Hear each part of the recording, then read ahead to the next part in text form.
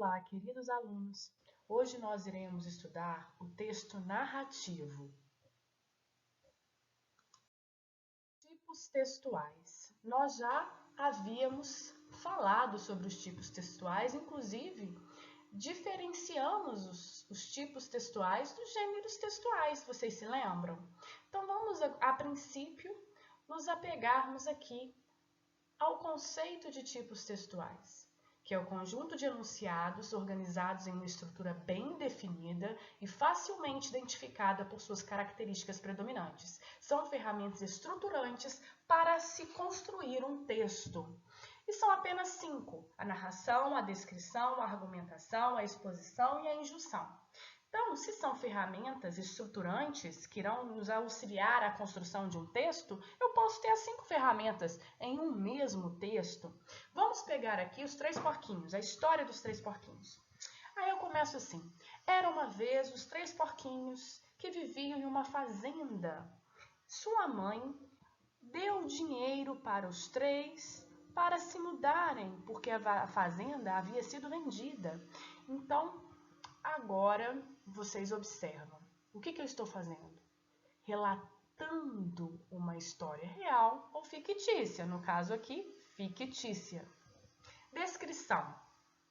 Irá descrever características. Palhaço e Pedrito eram muito descansados, preguiçosos. Eles não queriam saber de se empenhar em construir uma casa firme e segura. Eu estou descrevendo as personagens, Palhaço e Pedrito, as características deles. Descansado, preguiçosos. A argumentação. É a persuasão, é o convencer, é formar uma opinião.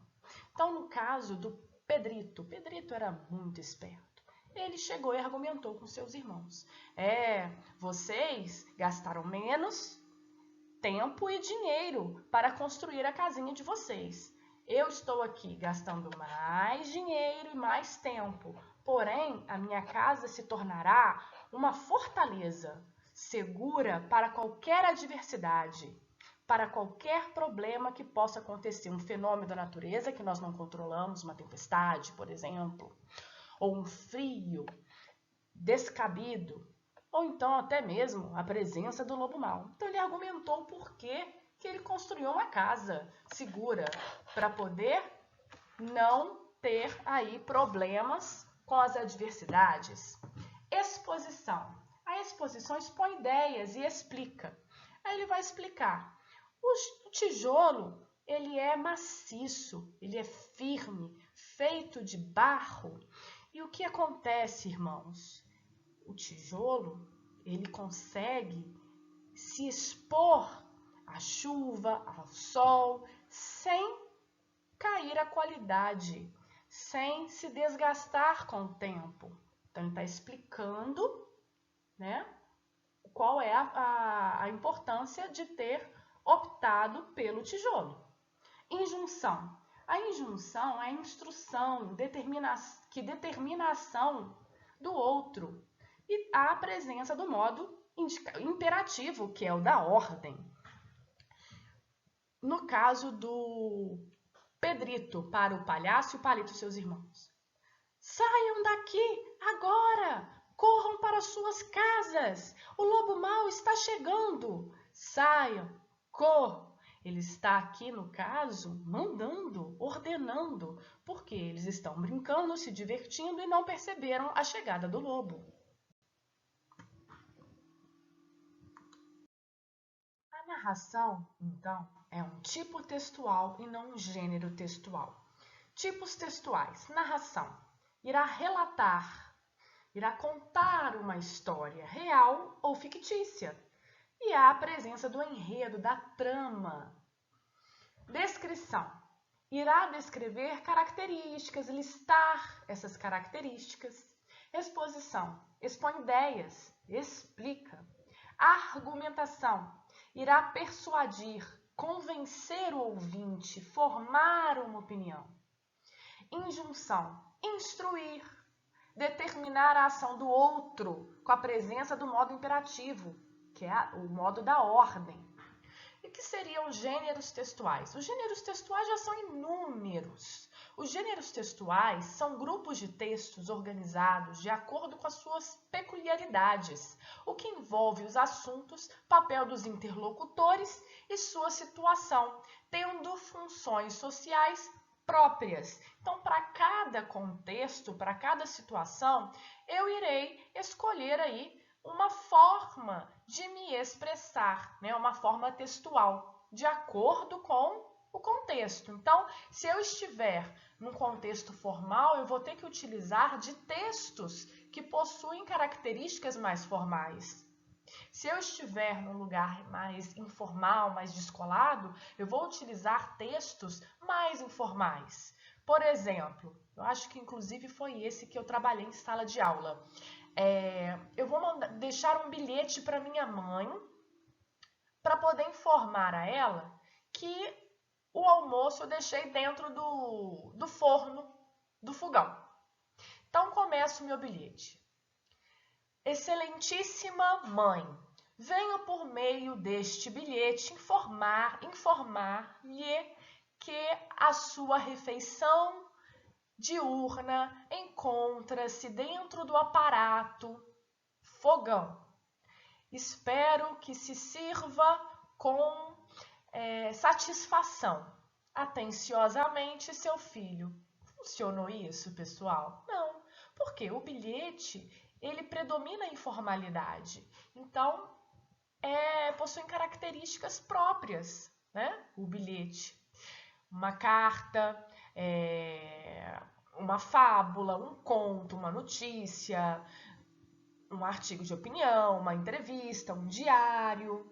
Então, cada gênero, cada variedade de texto vai apresentar características peculiares, características marcantes desses textos. Né? Igual, por exemplo, a fábula. Nós sabemos que tem uma moral na história, que na fábula são animais, não é? São características pertencentes a esse gênero fábula, ok? Narração.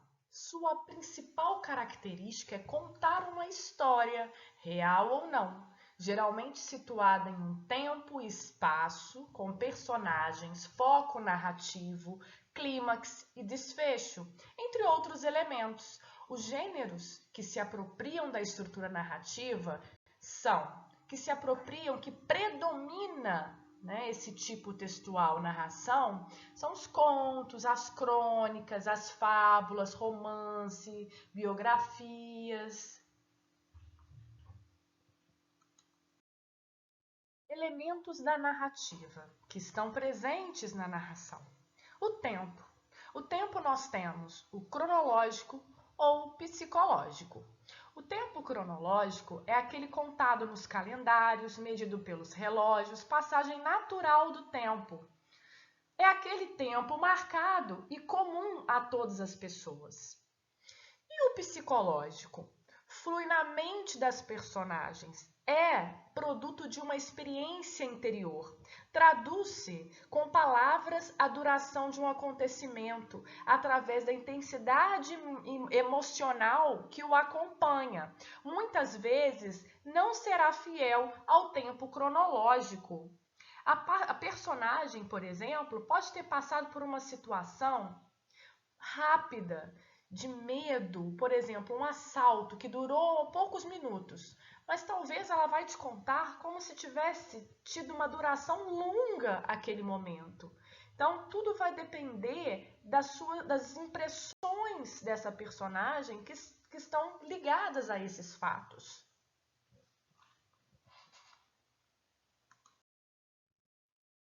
Espaço é o lugar físico onde as personagens circulam, onde as ações se realizam. Pode acontecer num castelo, como a Bela Adormecida, num bosque, no caso da Branca de Neve, mas assim, não precisa necessariamente a história acontecer somente em um espaço, ok? Então, vocês vão observar que no decorrer do enredo, da história, esses espaços podem mudar.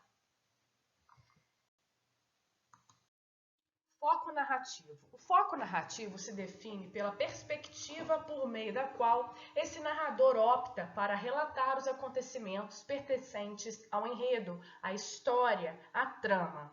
Será que esse narrador irá participar da história ou será um mero espectador?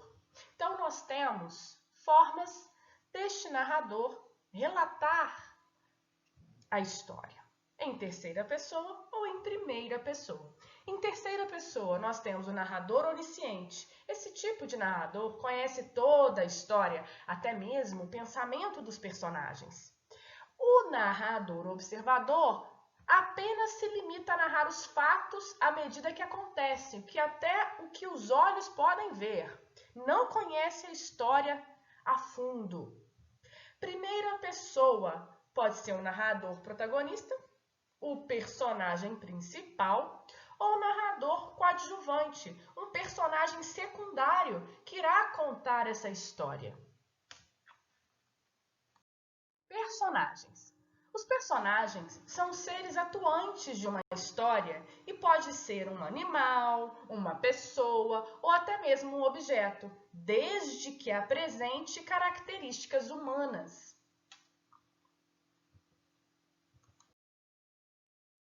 Enredo, a trama na qual se desenrolam as ações. Então eu trouxe para vocês um gráfico.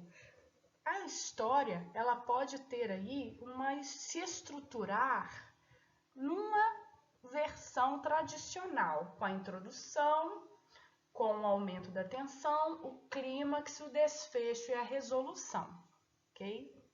Isso também pode variar. Eu posso começar a contar a história pelo clímax, não é? Mas vamos partir para essa linha tradicional do desenrolar do enredo.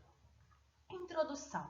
Na introdução, vocês irão observar o tempo, aonde que irá iniciar essa história, o espaço, a apresentação das personagens, o aumento da tensão, que já vai sendo o quê? A construção, a montagem de fatos que devem levar a um certo mistério, né? Ou então a uma certa tensão que irá culminar no clímax. O clímax é um momento chave da narrativa. Deve ser um trecho dinâmico, emocionante, onde os fatos se encaixam para chegar ao desenlace, ao desfecho, que é a conclusão da narração, onde tudo ficou pendente durante o desenvolvimento do texto é explicado. É como se fosse um quebra-cabeças, que deve a história montar nesse desfecho. E a resolução, que seria o final da história, podendo ser um final feliz, um final trágico, aí depende de qual história você está contando. Chegamos ao fim de mais uma aula e vamos para o nosso pensamento do dia. A vida é uma viagem cheia de altos e baixos, e o que ela quer de nós é coragem. Até o nosso próximo encontro!